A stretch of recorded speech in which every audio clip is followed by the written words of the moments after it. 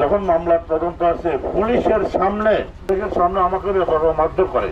পুকুরের ঘর জ্বালা দিছি, কালকে তোমাদেরকে জ্বালা দিব যদি টাকা না দাও, সাদা না দাও। মৎস্য ভাষা বাইদেরকে এরা মারধর করতেছে, এদের দিঘি টাকা দখল করতেছে। এখন আমরা চাঁদাবাদ মুক্ত এলাকা চাই। দিঘি শ্বাস করলে এত এত টাকা দেবে, এটা বাস্তব। ঠিক আছে, এরা বলতেছে যে আমাকে 40 লক্ষ টাকা দিতে হবে, তারপরে আমাদেরকে 40 লক্ষ টাকা দিলে আমরা প্রকল্প দিয়ে দেবো। ঘের দিঘিগুলোতে বিষ প্রয়োগের হুমকি দিয়ে ব্যবসায়ীদের থেকে চাঁদা আদায়ের জন্য জোরপূর্বকভাবে হেনস্থা করে তাদেরকে বিভিন্ন হয়রানি, তাদের আপনারা আজকে যে মানববন্ধনে আসছেন ইয়া করার জন্য, ওই মানববন্ধনের পুকুরের ঘরটা, খাদ্য সংরক্ষণ ঘরটা জ্বালাই দিছে কেন? এটা একটা হুমকি যে আজকে পুকুরের ঘর জ্বালা দিছি, কালকে তোমাদেরকে জ্বালা দিব যদি টাকা না দাও, সাদা না দাও। তো এইভাবে হলে এখানে কোনো মৎস্য চাষি আপনার মাছ চাষ করতে আগ্রহী হবে না। এখানে গাটগড়ের কিছু চিহ্নিত মাদক ব্যবসায়ী, তারা ওইখানে অস্ত্রের মুখে মানুষকে জিম্মি করে, পর্যটকদেরকে হুমকির মুখে ফেলে সবসময়। আশপাশের যে দিঘির গড় ঘের এগুলোকেও তারা দখল করার জন্য কি বিভিন্ন হুমকি দিয়ে থাকে।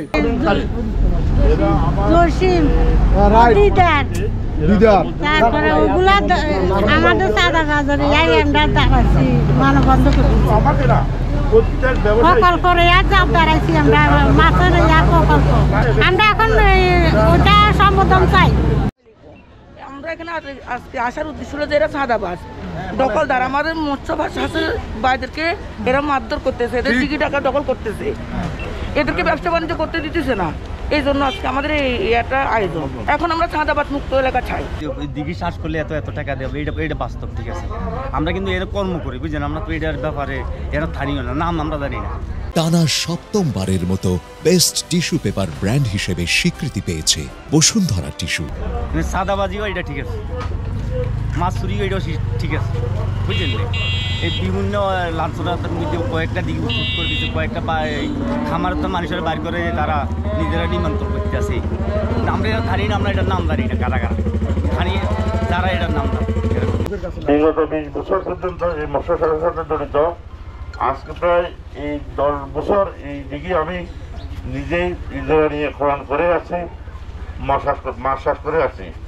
আজকে কয়েকদিন আগে আমার এই প্রকল্পটা তারা বিগত 1 বছর পর্যন্ত দখল করার চেষ্টা করতেছে আমার বিভিন্ন লোকদের কাছে। এরা বলতেছে যে আমাকে 40 লক্ষ টাকা দিতে হবে, তারপরে আমাদেরকে 40 লক্ষ টাকা দিলে আমরা প্রকল্প দিয়ে দেবো। যখন আমি টাকা দিতে আমি রাজি যখন না হই, টাকা যখন আমি দিয়ে না, আমার প্রকল্পটা কিছুদিন আগে দখল করে ফেলেছে, আমার স্টাফকে বাড়ি করে দিছে, আমার দর কাটিয়ে ফেলেছে। কাটবার পরে যায় আমি কোর্টে একটা মামলা করছি। যখন মামলার তদন্ত আছে পুলিশের সামনে, পুলিশ সহ আসছিল, সেখানে বিচার হাবিজ ছিল, এর সাথে আরো পুলিশজন ছিল, পুলিশের সামনে আমাকে মারধর করে। এই কিছুদিন পরে আবার মারধর করার 2 দিন পরে যায় আমার প্রকল্পের ভিতরে লোকজন ঢুকে দিছে। আজকে 2-3 দিন আগে আমার প্রকল্পের ঘরটা ফুটে দিছে, এখনো ওরা দখলে আছে। এর পাশাপাশি আমার আরেকটা প্রকল্প আছে, ওটার ভিতরে ওরা তাল মারছে। এখন আমাকে জানে মারার হুমকি দিচ্ছে, আমার জানার কোনো নিরাপত্তা নাই, যে কোনো মধ্যে আমাকে হত্যা করে ফেলবে, আমাকে গুম করে ফেলবে। এরা একটা চক্র, এরা ছিন্নমূল পরিবার, এদের কোনো এখানে একসাথে বাড়িঘর নাই। কেউ সন্দ্বীপ থেকে আসছে, কেউ নোয়াখালী থেকে আসছে, কেউ করার থেকে আসছে, বিভিন্ন জায়গা থেকে আসি।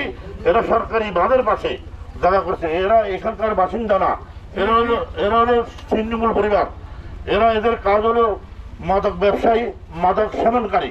এরা সবাই, এদের নামে প্রত্যেকটি থানাতে, সোনাগাজী থানা বলেন, মিনারসরা থানা বলেন, গোলাপগঞ্জ থানা বলেন, এদের নামে একাধিক প্রত্যেক থানাতে মামলা আছে।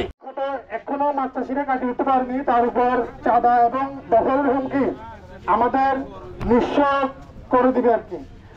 তো কিছু চিহ্নিত চাঁদাবাজ ও দখলবাজ চক্র বৈধ প্রকল্পের মালিকদের কাছে যে পরিমাণ চাঁদা দাবি করছে, তার জন্য মৎস্য চাষিরা এইখানে মাছ চাষ করতে অনাগ্রহী হচ্ছে। তারা দিন দিন এখানে মানে যে এতদিন হাজার হাজার একর চাষ করে আসতেছে, তার থেকে এখন আস্তে আস্তে করে চাষের যে ইয়েটা এটা কমে যাচ্ছে।